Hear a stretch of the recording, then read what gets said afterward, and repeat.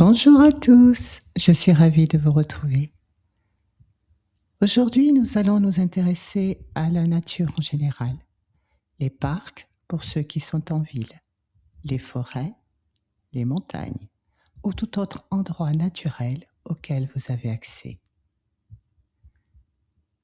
À l'arrivée sur les lieux de notre promenade, nous pouvons dire bonjour intérieurement à l'ensemble du lieu, lui dire notre disponibilité et notre écoute pour approfondir notre communion avec chaque espèce qui y vit.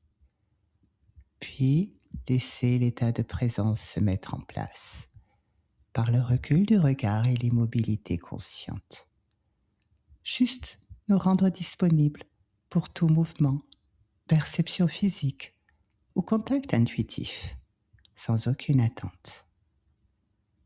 Nous pouvons nous arrêter une minute et observer si des réponses nous parviennent. Un petit tourbillon de vent, un oiseau qui nous répond, une sensation de picotement dans la paume de notre main. Le tout est d'ouvrir chacun de nos sens afin de capter une réponse. Cette réponse peut ne pas venir spontanément la première fois, car la nature sait très bien que les humains ne sont pas enclins à une ouverture avec elle. Mais l'insistance dans ce processus permet d'ouvrir notre communion intuitive avec chaque élément qui la compose, mais aussi avec les êtres qui en prennent soin dans l'ignorance générale. Nous pouvons choisir un arbre qui nous semble confortable, entrer dans son espace sous ses branches, le saluer et poser nos mains sur son tronc avec respect et amour. Les arbres sont des témoins silencieux de la vie autour d'eux. Ils s'ouvrent pour qui prend la peine de s'y connecter. Ils deviennent un trésor de connaissances sur le passé, surtout avec les plus vieux arbres. Poser son dos sur son tronc permet une détente instantanée de nos fatigues, de nos douleurs et de nos états émotionnels négatifs. Si nous posons des questions et que nous sommes dans une écoute attentive et respectueuse, alors nous pouvons communiquer avec lui. Les êtres, qui sont les gardiens invisibles de l'endroit, peuvent communiquer avec nous également.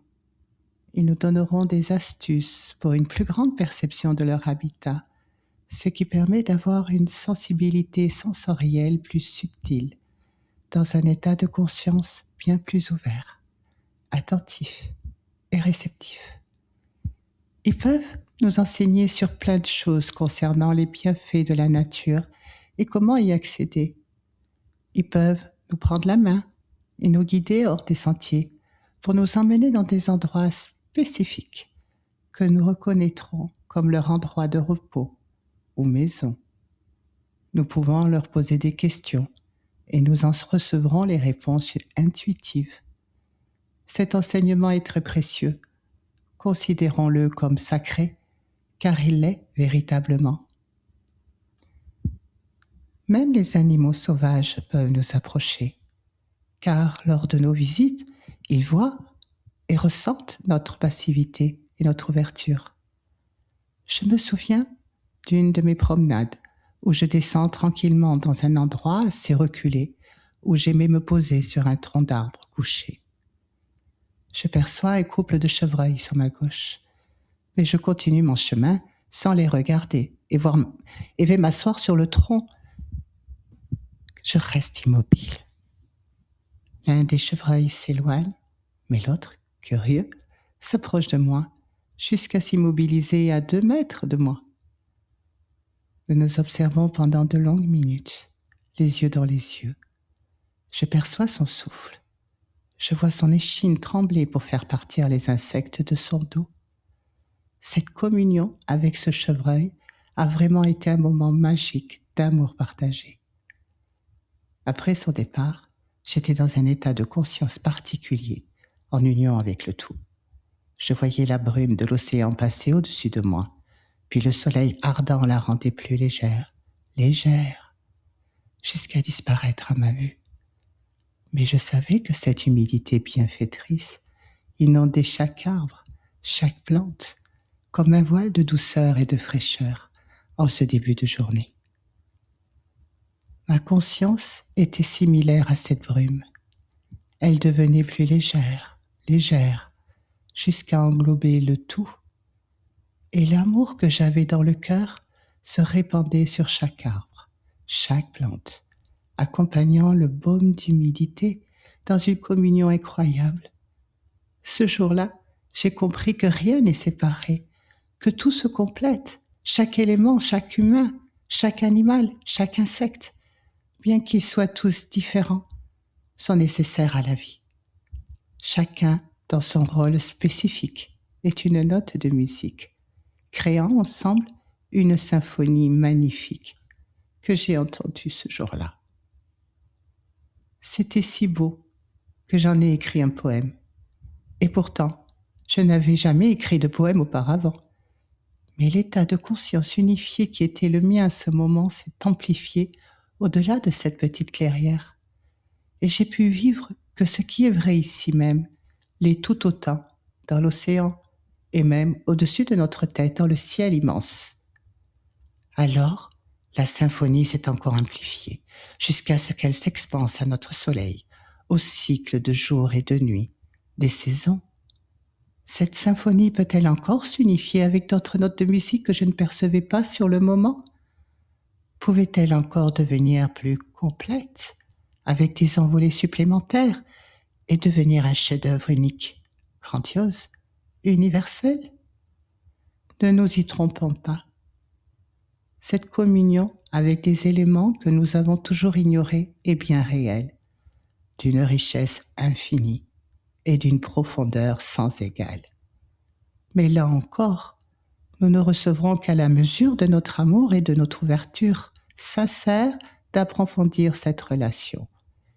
Ils nous voient dans nos êtres subtils, ils connaissent notre sincérité et ne se laisseront apprivoiser que s'ils nous sentent dans un désir d'ouverture. Mais cela vaut le coup, car cet enseignement peut aller très loin et dans tous les domaines. Leur connaissance de la nature, des plantes et leurs bienfaits font partie d'eux. Nous nous apercevrons que nous sommes suivis et protégés lors de nos promenades. Les oiseaux nous préviendront de l'arrivée d'un autre promeneur. Lors d'une tempête, vous pouvez voir le vent être calme au-dessus de votre tête et faire tomber des branches devant et derrière vous. La communion est si réelle que nous en arrivons à y vivre des expériences de conscience incroyables avec tout ce qui compose la nature.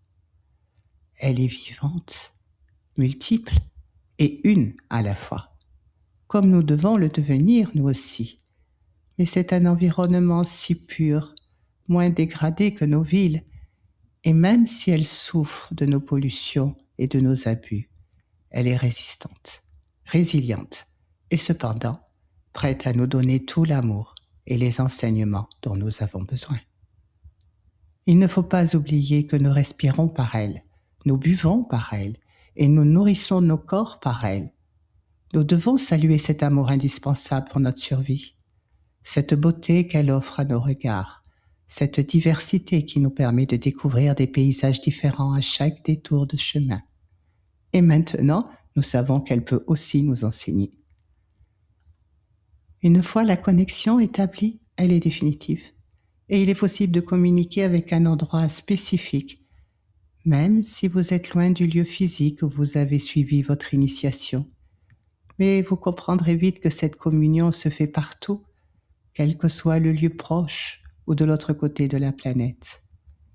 Cette communion peut se faire également avec chaque élément de base, la terre, l'eau, l'air et le feu. Alors, n'hésitons pas à communier et à s'immerger avec chacun de ces éléments. Je ferai plus tard une vidéo pour la fusion avec chacun d'eux en méditation, mais cela est si puissant que nous devons être à la maison. Voilà, je ne vous en dis pas plus car l'expérience de chacun est spécifique à vous-même, de votre profondeur, de votre assiduité, mais également en fonction de qui vous êtes dans votre personnage, de ce que vous demandez à connaître, de votre lâcher-prise et ce que vous ferez de cet enseignement. Je vous souhaite une excellente communion avec la nature et régalez-vous de cette fusion qui peut vous apporter des états de conscience qui vous montreront la magie de votre vie. Profitez bien et à bientôt pour une nouvelle aventure d'ouverture de la conscience.